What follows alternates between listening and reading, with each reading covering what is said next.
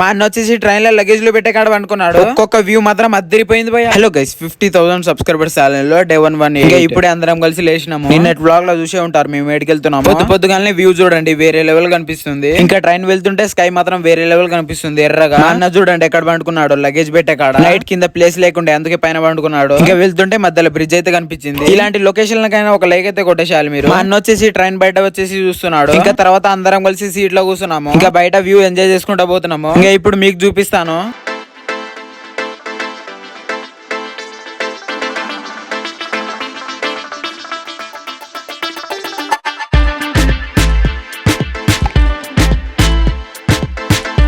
Train view మాత్రం వేరే level వచ్చింది. మీరు ఎంజాయ్ చేసిరనేసి అనుకుంటున్నాను.